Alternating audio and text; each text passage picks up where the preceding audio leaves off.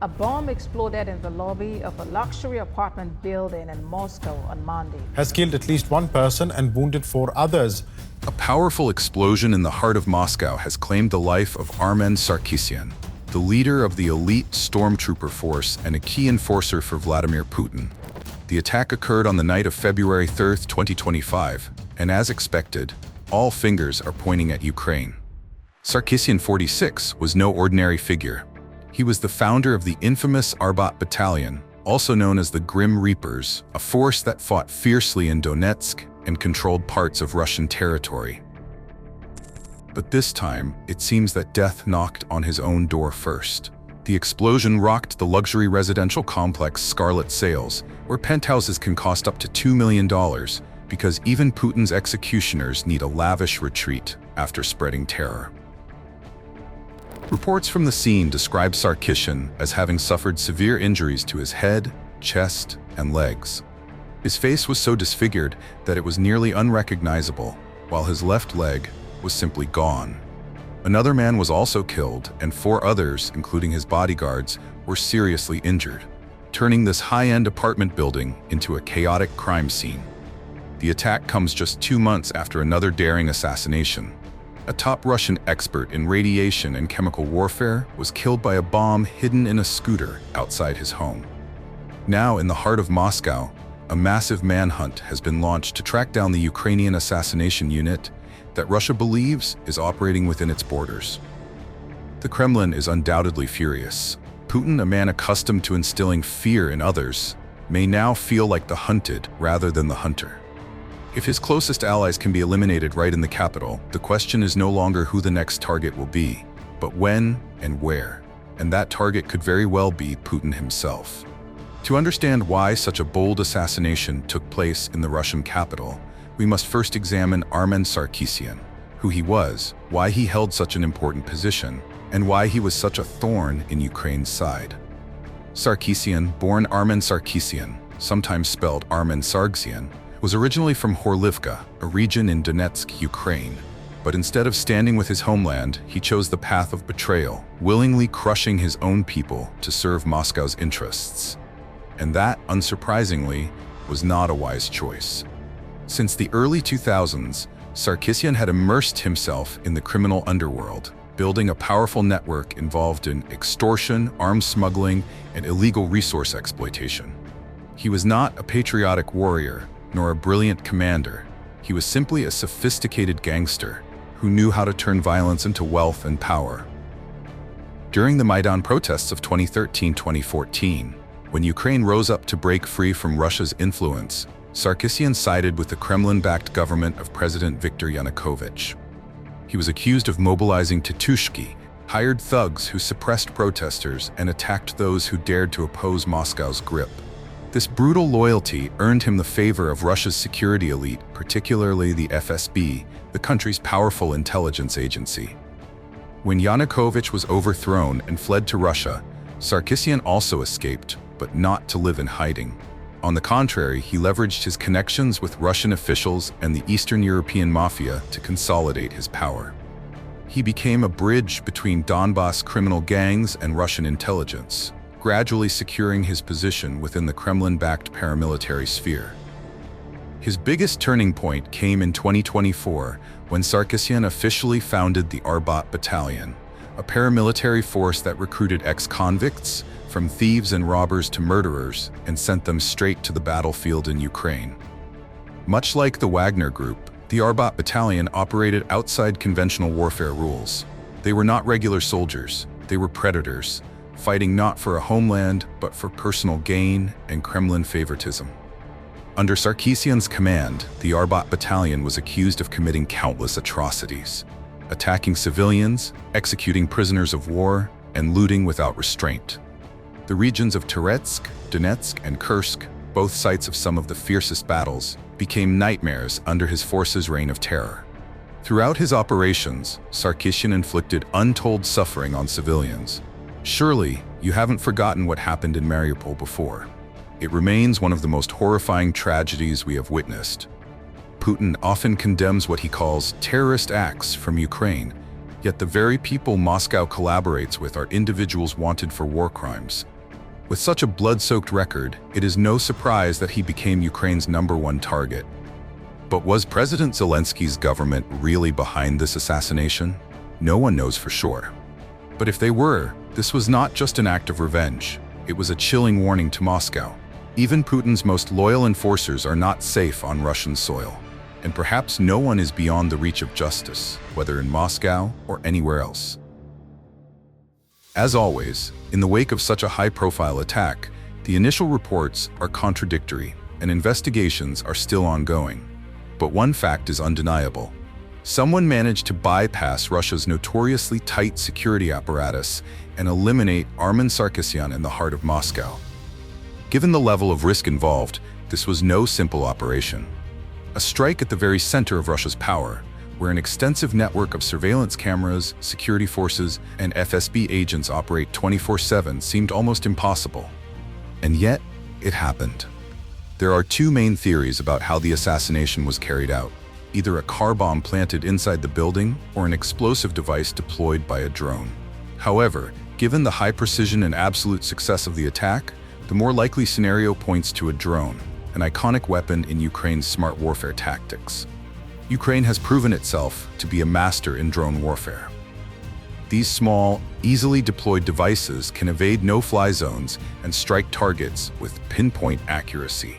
Moscow may try to downplay this reality, but the facts are clear. Russia's air defense systems cannot even protect its most critical facilities. Take, for instance, the drone strike on the Kremlin in May 2023. One of the most heavily guarded locations in Russia, yet it was attacked right under Putin's nose. If even the Kremlin can be breached, then a luxury apartment complex, no matter how upscale, is far from an impenetrable fortress. Russia's biggest problem isn't just drone technology. It's also the glaring weakness in its domestic security apparatus. As the war drags on, Moscow has been forced to pull back security forces and military personnel to reinforce the front lines in Ukraine, leaving the homeland more vulnerable than ever. This creates an opportunity for assassination squads to infiltrate and carry out missions deep inside Russian territory. Moreover, an assassination of this level of precision undoubtedly required an extensive reconnaissance campaign. No one takes out a figure like Armen Sarkisyan without carefully studying his movements. This means someone or a group had been tracking him for a long time, knowing exactly where he would be, when he would be there, and identifying weaknesses in his security detail. Vladimir Putin has long prided himself on Russia's intelligence prowess. But if this was indeed a Ukrainian operation, it seems Zelensky is outmaneuvering him. The steady stream of assassinations targeting top Russian officials and Kremlin allies in recent months is clear evidence of that. In May 2023, Sergei Goryachev, a Russian army major general, was killed in a drone strike in Zaporizhzhia, Ukraine, one of many assassinations of high-ranking Russian officers on the battlefield. However, what stands out is that several key figures have been eliminated inside Russia itself, signaling a severe breach in Moscow's security network. At the end of 2023, Oleg Sarev, a pro-Russian former Ukrainian lawmaker, was shot outside his hotel in Crimea. Sarev was rumored to be among Moscow's candidates to head a puppet government in Kiev if Russia had successfully seized Ukraine in 2022. Most notably, just weeks ago, in the early hours of December 17, 2024, an explosion rocked an apartment complex on Ryazanski Avenue in southeastern Moscow as Lieutenant General Kirillov and his aides stepped outside. The blast killed both men on the spot. The common thread in these attacks is their sophistication and the ability to penetrate Russia's security apparatus. Ukraine appears to have access to highly sensitive intelligence, exceptionally precise, and shockingly close to Putin's inner circle. This raises a crucial question. Is there an active network of spies or special forces operating covertly in the heart of Moscow? This possibility cannot be ruled out.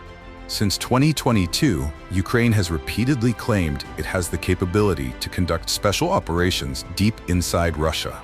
But what's even more alarming for Moscow is that it may not only be fighting Ukraine, it could also be facing internal dissent within its own ranks. There are three main theories about how Ukraine, or an anti-Putin force, could have carried out these assassinations. The first theory is a Ukrainian spy and commando network. It is entirely plausible that Ukraine has deeply embedded operatives within Russia. The individuals executing these attacks could be highly trained agents, operating under multiple identities to infiltrate Russian security systems. Another possibility is the involvement of Russian opposition groups or insiders.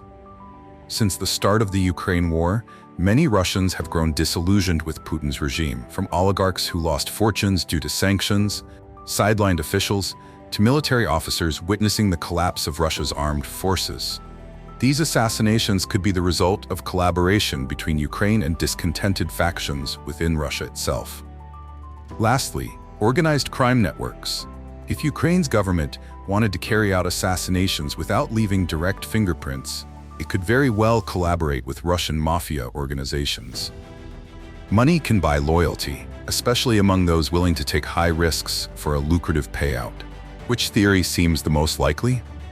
Share your thoughts. However, as of now, there is no definitive proof that President Zelensky's administration orchestrated this assassination. While many are quick to blame Ukraine, another theory has emerged. Was Sarkisyan actually killed by his own allies? Specifically, was this an internal power struggle involving Ramzan Kadyrov and the Akhmat forces due to conflicting interests? To fully understand this, we need to go back about 6 months. Sarkisyan was not just a military commander, he was also a business mogul. He controlled a significant portion of the metallurgy and scrap metal industry in occupied territories, particularly in Mariupol. And that is precisely where his conflict with Kadyrov began. In the fall of 2024, Kadyrov's Akhmat forces stormed the metallurgical plants in Mariupol, specifically targeting the Ilich iron and steel works. They began dismantling and selling off advanced steel-making equipment, an extremely lucrative business that Sarkisyan considered his own territory.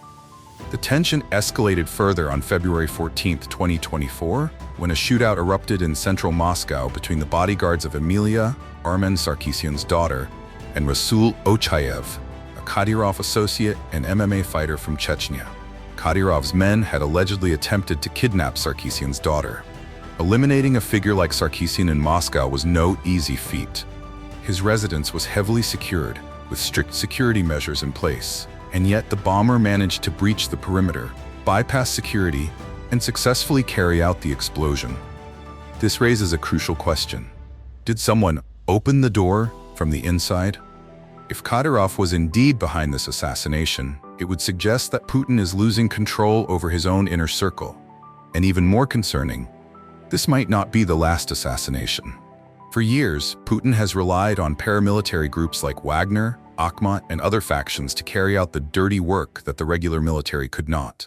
But now, the beasts he once fed are turning on each other, fighting for power and money.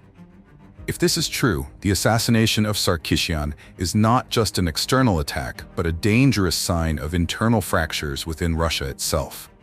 Putin is not only facing threats from Ukraine, but also from his own closest allies. If he does not act quickly, these divisions could spiral out of control, pushing Russia into chaos. Wagner had already triggered a major crisis when Yevgeny Prigozhin rebelled in June 2023. Now, if tensions between Akhmat and other factions erupt into open conflict, history could repeat itself. And regardless of whether Ukraine or Kadyrov was behind Sarkisyan's assassination, the one person with the biggest headache right now is undoubtedly Putin. The biggest question now is no longer, who killed Armen Sarkisyan? It is, who's next? However, this is just one of the theories being considered. At present, international opinion largely leans toward the assumption that Ukraine was behind the assassination. While the Kremlin has not issued an immediate official statement, internal sources suggest that Putin is furious over the failure of Moscow's security system, which was unable to protect one of his key figures. Russian security agencies, including the FSB and the Ministry of Internal Affairs, have launched a large-scale investigation. However, no one truly believes that the results of this probe will ever be made public. If Ukraine was indeed responsible, it would be an enormous humiliation for Russian intelligence. And if the mastermind was Kadyrov or an internal faction, the situation becomes even more sensitive. Russian state-controlled media has attempted to steer public perception by accusing Ukraine of orchestrating the assassination, branding it a terrorist act. However, the suspicious silence from several high-ranking officials, including Kadyrov himself, has fueled speculation that this incident is far more complicated than what the Kremlin wants the public to believe. On Ukraine's side, no official statement claiming responsibility has been issued. However, top officials have subtly expressed approval of Sarkisyan's demise. Some anonymous officials from Ukraine's Ministry of Defense told Western media that a traitor and war criminal got exactly what he deserved. Ukrainian media and online communities have flooded social media with mocking comments, likening Sarkisyan's assassination to a gift to the Kremlin. Many sarcastically remarked, perhaps Sarkisyan should have stayed in Donetsk instead of fleeing to Moscow. At least there, he could have prepared his own coffin. While Kyiv has not officially taken credit, one thing is clear: Ukraine is more than satisfied with the outcome. A man who played a key role in terrorizing Donetsk has now been eliminated. Regardless of who was behind it, Ukraine stands to gain the most. Several international military and political analysts believe this assassination marks a serious escalation in the Russia-Ukraine conflict, especially if Ukraine is now capable of executing strikes deep within Moscow. Western nations, particularly the US and the UK, may leverage this event to apply greater pressure on Russia. They could use this opportunity to increase military aid to Ukraine, further pushing Russia into a defensive position on multiple fronts. Meanwhile, China and India, two of Russia's key partners, are proceeding with caution. Beijing has maintained its neutral stance, but analysts suggest that China is closely monitoring the situation to assess the stability and capability of Putin's regime. If the Kremlin begins to lose control, China may reconsider its strategic alignment with Moscow to safeguard its own economic and political interests. Whether Ukraine or Kadyrov was behind the assassination, Putin is the biggest loser. If Ukraine was responsible, it proves that Russia cannot protect its own top figures, even in the heart of Moscow. If Kadyrov was the mastermind, then Putin is facing an internal power struggle that could spiral out of control at any moment. So what's next? Could Putin become the next target? Will Ukraine continue its success in eliminating top Russian officials and allies? How will Putin respond to this crisis? Share your thoughts below. Let's discuss. Thank you for watching our video. Don't forget to subscribe to our channel to stay updated with the latest news and analysis on the Ukraine-Russia conflict. See you next time.